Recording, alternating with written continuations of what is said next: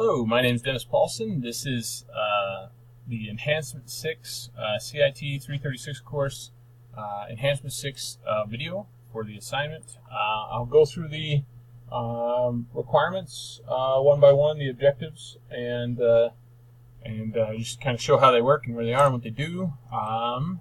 So let's get started. Okay, the first thing we have here is we're doing the login process of HTML5. Let's do the HTML5. I can show that should be HTML5 compliant. There we go. Okay, no errors, warnings to show. So there are no HTML errors. If we click the login controller, the My Accounts login controller, this is a the browser, Google remembers my login for everything else, so I just made an account. Give it admin privileges to make things quicker and faster. And so you can see when I click the login, I'm in a login view here. There's a banner that says you are an admin, Dennis.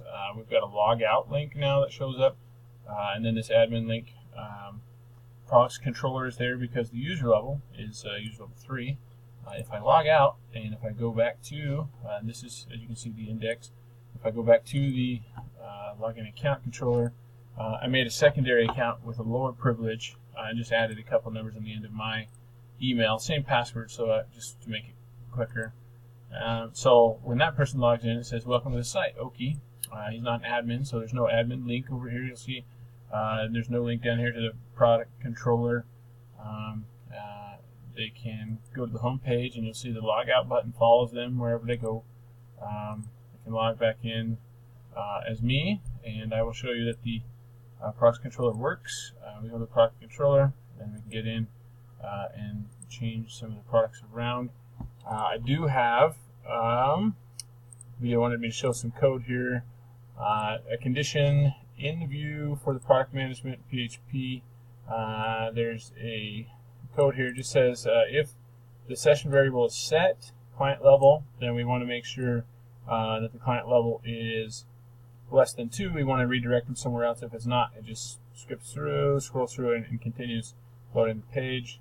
And the index, actually, we have a logout process it wants us to show. So the session array is emptied.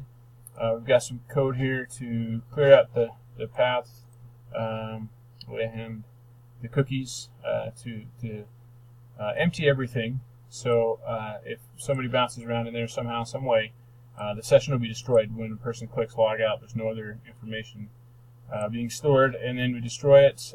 Then we have this little banner. That's one of the banner messages you see that says you're logged out.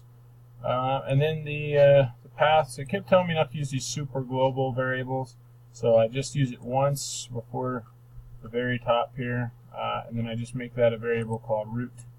And then everywhere else I'm using just root, root, root, and root. And then the file path just to, so the variable root is there, but it doesn't actually show the global variable. And then, like I say, that looks like the objectives in the account. If somebody does try to log into the product management page here, the condition should catch that and send them on their way. And that's even if they just type it into the browser bar up here, even if they just add the condition, the action, product management, if they ever figure that out, they should still catch whether they have a client level and are logged in. And if not, if it is set, then we check to make sure that the level is, if the level is less than 2, then it sends them the other way. So even if they are logged in and then use that variable, they still can't get in unless they have a clearance level of 2, which means they'd have to have access to the database, so have an account that is greater than 1.